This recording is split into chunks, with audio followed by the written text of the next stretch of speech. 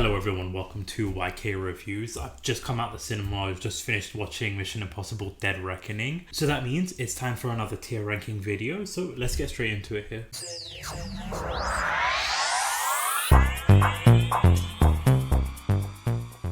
Okay, so let's take a look at the screen right here. So as you can see, we've got A to F. So as you know, normally I do the A++ categories with lots of movies on the list here. Since we've only got 7 movies, we're going to go from A, B, C, D and F. F being the worst movies obviously here. And we're doing it from Mission Impossible 1 all the way to the latest one, Mission Impossible 7, which is Mission Impossible Dead Reckoning Part 1. That one will be sort of like a mini review plus like my thoughts and everything, and then ranking that. And of course, as usual, timestamps will be in the description down below for each movie. So if there's any movie in particular you want to really see where it goes, you want to hear my thoughts or anything like that, timestamps will be in the description down below for each of those movies here. If you're new to the channel, I've done lots of tier ranking videos, MCU related, DC, EU related. I just did an Indiana Jones tier ranking. I'll post a link of that somewhere as well. So if you are a fan of tier ranking videos, subscribe to the channel so that you don't miss out on those. Got plenty more coming out very soon, so definitely hit the subscribe button so that you don't miss out on that. But without further ado, let's just get straight into it with, of course, the way to kick off the franchise with Mission Impossible 1. Now I gotta be honest, I recently watched this movie. It was my third time watching it. I haven't watched it in a very long time. I remember when I first watched it, I was really hooked with this movie. I really loved the spy aspect, thriller. Tom Cruise was incredible in this role.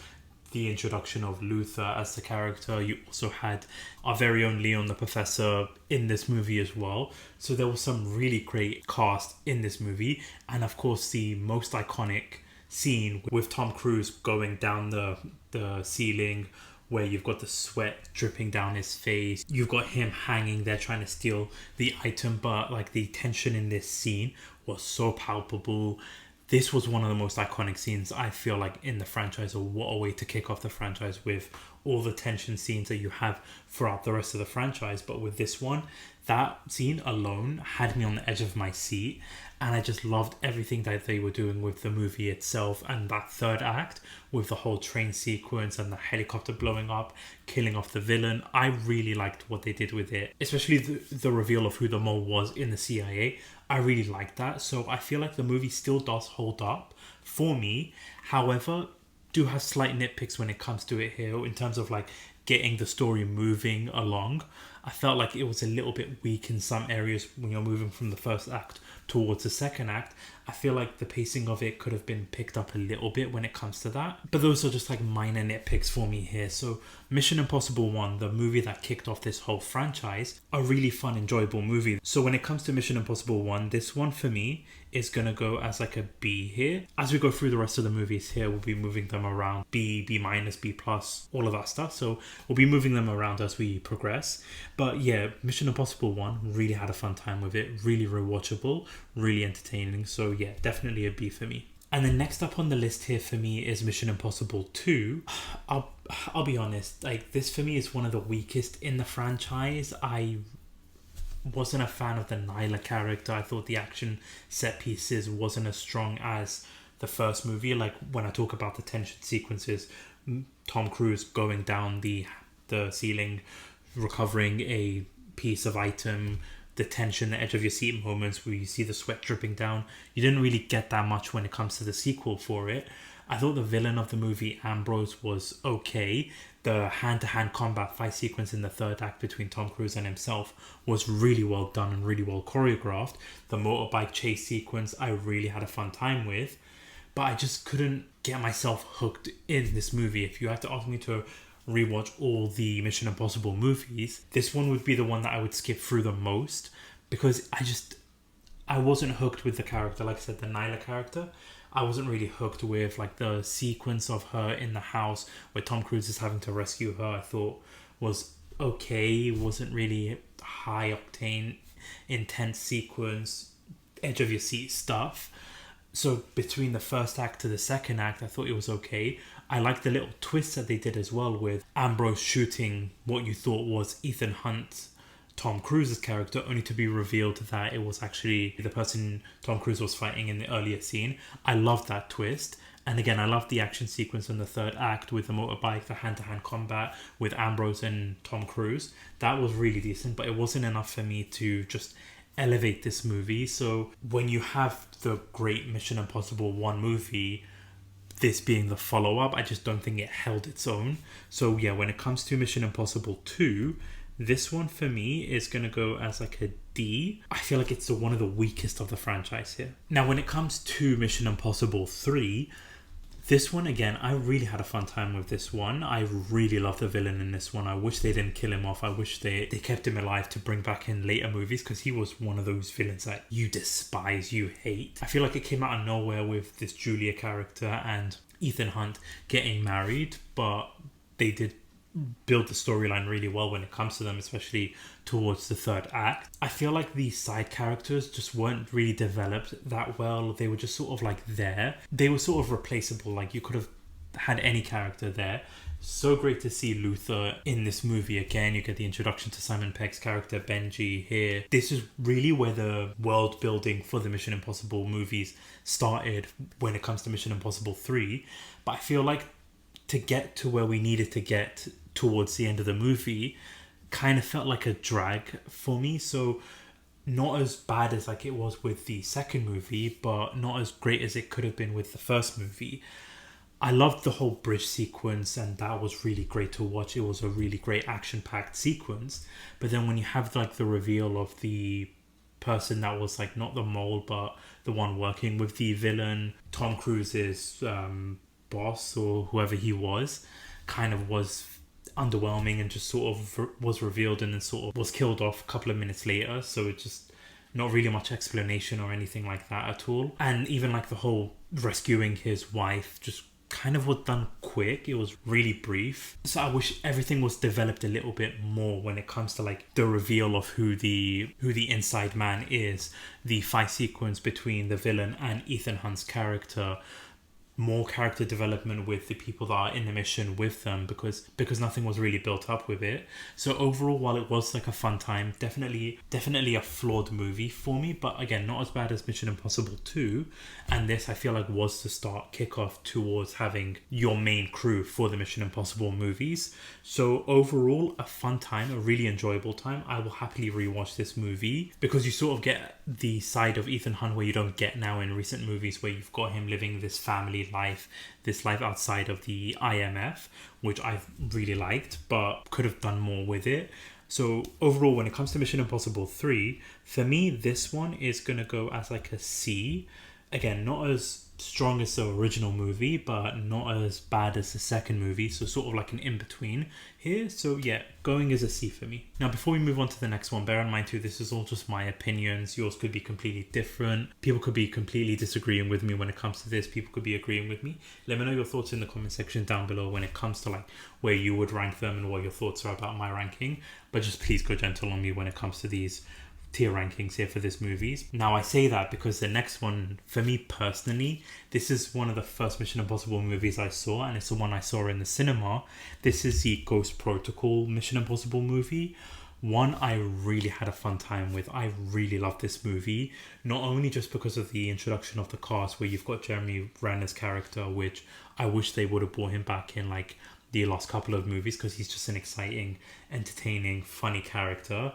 But the villains of the movie, while not being as strong, were pretty villainous and vile, and you wanted to see payback for what they did to our cast and the team here. But one of the things that really stands out for me when it comes to this movie is the whole sequence in Dubai where you've got Ethan Hunt climbing the building outside using the gloves. You've got the hotel sequences there with each cast member doing their role. This was really edge of your seat stuff, tension building, and especially when it comes to like the whole, like I said, tower sequence, and then having Ethan Hunt being rescued by Jeremy Renner's character, by also being rescued by the female character, with Benji coming in talking about how tough that was. It was just really entertaining with this crew. I've had such a great time with this movie, and like I said, this one personally for me is the very first Mission Impossible movie I watched, and it's the one I watched in the cinema, so I had like a really fun time with it. Granted, the third act may not be as strong, and I know when it comes to this movie, it's not going to be everybody's number one movie, but for me, because it's like it's got a little bit special of place in my heart. This one, Ghost Protocol, for me is going to go as the first A movie. I really, really like this, and it's the one I've rewatched the most because of the whole Kremlin sequence too. You had the introduction to the movie with the prison sequence, and then you've got like the Kremlin sequence, and like you really emphasize on the spy technology type of thing too, where you've got like the tools and the equipment that they can use to infiltrate places. So that was really elevated and lifted up versus the other movies. So I really like that aspect of it, and while the third act could have been a lot stronger, I really had a fun time with everything that they set from act 1 all the way to act 3. So yeah, when it comes to Ghost Protocol, this one is going as an A for me. Now for the next movie we've got on the list here is we've got Rogue Nation, the next movie in the franchise here, and one where I feel like all the odds were just elevated here. You got the introduction to the Rebecca Ferguson character, you've got the villain of the movie Solomon Lane, which is a really well written, really devised character. You've got Alec Baldwin being introduced here, Jeremy Renner's character returning in this movie. So a really star-studded cast when it comes to this here. And what I feel like they did really well when it comes to this movie was how everything was built. You've got the introduction to the syndicate, and the way Ethan Hunt got introduced to them was by doing the traditional listening to the task of the mission, only to find out that it was actually the syndicate who the main villain Solomon Lane kills this shop girl character and then gasses him while he's in like the little tube where he was listening to everything. So all of that was just a great way to introduce the villains of the movie. And then throughout the whole movie, when you've got Ethan just being outsmarted by the main villain, and you've got the then dynamic with Rebecca Ferguson's character being introduced here and like what's going on with that. The whole sequence in Morocco too, I just really found entertaining and enjoyable. The whole sequence with the underwater where Ethan Hunt is having to put the disc in so that Benji's character can then walk through the machinery no problem. You've got that sequence to then, like I said, the chase sequence in Morocco from the cars to the motorbikes. And the scenery too was just incredible. Like you've got really like a globe-trotting event when it comes to this actual movie, since you go from like Vienna with the whole opera sequence to then going to Morocco to then London. You get to see a lot of great scenery, a great cinematography, production value when it comes to the actual movie itself. But from going from like Morocco and that chase sequence to then going to the third act too, and the way they were able to like trick the villain of the movie Solomon, I really liked what they did with this movie. This one for me is one of the better movies in the franchise. And then once we even get to like the third act too, just the way you go from having Ethan Hunt and Benji tricking Alec Baldwin's character, tricking the Prime Minister of the UK, and having Ethan Hunt outsmarting this Solomon character to then even like locking him in the cage. Just everything was well thought out and really well done. And this villain once was not killed off, because we then see him in the following movie, which we'll talk about in a second. But I really liked everything that they did with this movie. It was really one of the better movies that they did in the franchise, and just everything from the writing to the villain to the globe-trotting to the action sequence just was such a fun time. So when it comes to Rogue Nation, Mission Impossible Rogue Nation, this one for me is going as an A. One of the stronger movies in the franchise here. Not quite as strong as Ghost Protocol, just because of my preference here, but a really, really great follow-up to the movie. So I really like this movie, and I'm putting it as an A here. Now, next up on the list here is we've got Mission Impossible Fallout. And with this one, while we've got the reintroduction to the Solomon Lane's character here, we even got the return of Julia's character from Mission Impossible 3. I feel like this isn't as strong as Rogue Nation here. Like, you've got great characters like Henry Cavill, who I thought was a great cast addition. He was brilliant. Even like the fight sequence in the bathroom in the beginning of the movie, when you've got Ethan Hunt and Henry Cavill working together against one of these like characters here, and like the fight sequences that they had in the bathroom was excellent. The helicopter sequence between Tom Cruise and Henry Cavill was really entertaining. Like, Henry Cavill brought a great charisma into the role, but the whole plot with like the plutonium and everything that was leading to it, like I said, the return of Solomon Lane's character, I just thought wasn't as strong as like he was in the previous movie, because he was sort of just like there because he was rescued by Ethan Hunt, Henry Cavill's crew, and then a shootout ensues. Henry Cavill has the turn where he's revealed to be working with Solomon Lane. They go to an area, I believe it's like between India, Pakistan and China. I forgot what the area was called, to have these bombs blow up. So I liked what they were going with this movie, but I did find myself a little bit bored at times, unfortunately. Like, I didn't think it was a follow-up to Rogue Nation. You've got great cast in there, but nothing memorable other than the helicopter sequence for me when it comes to like action sequence wise. And for me, when it comes to Mission Impossible movies, you go there for the action, you go there for the edge of the seat thriller stuff, along with like the chemistry with the cast and the crew. And it was there, but not enough in terms of the action sequence. And even like the third act too, to stop Solomon Lane, I thought, as great as it was seeing Rebecca Ferguson take on Solomon Lane, I just thought it was kind of like done quick. Like, there wasn't much of a threat for me. So as much as I enjoyed the movie, I feel like if you're going from like the most recent movies of Mission Impossible, from Ghost Protocol all the way to like Dead Reckoning, for example, this one is one of the weaker ones out of those movies. So when it comes to Fallout, Mission Impossible Fallout, this one for me is going as a B-. Not as great as the original Mission Impossible, but a lot better than Mission Impossible 2 and 3. So while it has got its flaws, it has got some great sequence and entertaining scenes, and Henry Cavill alone is worth the watch for this movie. So yeah, it's going as a B- hit. And then the final movie we've got here is Dead Reckoning Part 1. Now this is going to be sort of like a mini review while putting it on the tier list. And for me, this one is a spoiler-free review because I've literally just come home from watching the movie, and while I did have a fun time with it, there was a lot of story left to be told because it is part 1 of a 2-part movie. Now, it wasn't sort of left on a cliffhanger, which is, for me, great, but there was a lot of story to tell when it comes to this. However, I have to praise the new characters here. Like, you've got Hayley Atwell and you've got Mantis from Guardians of the Galaxy. I can't remember her real name off the top of my head. 2 characters I thought were such a great addition to this movie. Hayley Atwell's character and her dynamic with Tom Cruise was off the charts, really great. And the writing and the character arc for Mantis's character, I thought was surprisingly good and incredible.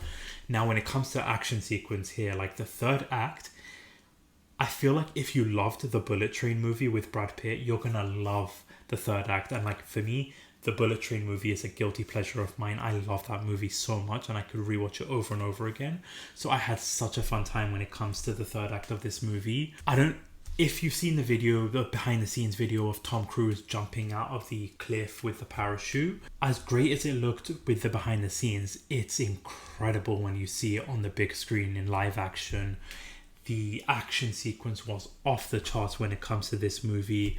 Now, while the villain itself was decent, I thought could have been developed more a little bit. Like, we didn't really get like a better understanding of who he was to Tom Cruise. Like, we got a little bit of brief history with it, but I'm hoping that it's explored a lot more in the next movie. And there's also one character, the police character, that's chasing after Ethan Hunt, Tom Cruise's character, throughout the whole movie. We have no idea what his issue is with Ethan Hunt. We've got no idea if he's got a personal history with him. There was no character development whatsoever when it comes to his character. So that for me is like a little bit of a nitpick, but overall, when it comes to the movie, I really had a fun time with it. The chase sequence, like the car chase sequence there, I can't remember what country they were in, but that whole car chase sequence when you've got Mantis, you've got the police, you've got Hayley Atwell and Tom Cruise switching between different cars. It was really edge of your seat, thriller ride kind of stuff where you have a great time with it. And of course, the returning cast, you've got Rebecca Ferguson, who did a fantastic job. Benji, Luther were great as always when it comes to like their chemistry with Tom Cruise. I had a really fun time with it here. You've got also the returning of Vanessa Kirby and her brother, who added a great addition to the movie, because you've got all these dynamics that are chasing after one thing, which for me, that also is like a criticism I have, like the plot device of the movie, where you've got all these members vying for this device, for the keys, this plot device. I'm not going to give too much away, but it's kind of similar to God's Eye from the Fast and Furious movie. So if you've seen that movie, you kind of know what the key is and what it links with. I feel like that plot device and like what they're going after could have been written more, or they could have just done something different with it. I wasn't a huge fan of that plot device and what it leads to and like why everybody wants it. I thought something else could have been done, or it could have used something else to have what all these characters are wanting to go after. So for me, that kind of like brings the movie slightly down. But I'm hoping, like I said, this is just a part 1 out of a part 2. So there's going to be a lot more exploration for character development, character story arcs and writing, and also development when it comes to the plot device itself. I'm hoping that it's going to be developed a lot further. But basing this on just like as a standalone movie, out of the whole franchise itself, I really, really liked this movie. I thought it was a really high quality, top tier movie and a great addition to the franchise. So yeah, when it comes to Mission Impossible Dead Reckoning Part 1, while not a completely satisfying conclusion to the movie, but things do get wrapped up nicely, for me this one is going to go as an A. I'm putting this above Rogue Nation just because I really loved the action sequence in this movie, and that third act with the whole train sequence, I really loved that. So, and the addition to the cast too was just incredible. So yeah, this one is going as like an A, the second best movie of the franchise for me personally so far. So overall, this is my list for the Mission Impossible movies. I know there most likely is going to be a lot of like disagreements when it comes to like my choices here. So like I said, please go easy on me when it comes to this. But these movies are a lot of like edge of your seat, just sit back and relax popcorn type of movie, and I really have a fun time with these movies. I really love them. Also, when it comes to like opening sequence too, like Rogue Nation had my favorite opening sequence when you've got Benji in an airfield, you've got Tom Cruise running to try and get onto a plane. That is one of my favorite opening sequence out of all these movies. So let me know your thoughts about all the movies in the comment section down below. What's your favorite opening from the movies out of the whole franchise, and where would you rank them? If you agree with the list, if you disagree with the list, let me know in the comment section down below. Really curious to know what people are thinking when it comes to Mission Impossible here. And also, again, if you haven't already, hit that subscribe button, hit that like button, hit that notification bell so that you don't miss out on whenever I do post. Like I said, I do tier ranking videos, done Indiana Jones, DC and Marvel, so you can go ahead, check those out on the channel. And also I do weekly entertainment news video. There's going to be tons to talk about, lots of things to dive into when it comes to this week's weekly entertainment news video, set photos from Wolverine, Superman Legacy cast announcements, and so much more. So subscribe to the channel so that you don't miss out on those types of videos. But thank you so much for watching, and thank you so much for listening. This is YK Reviews. Peace.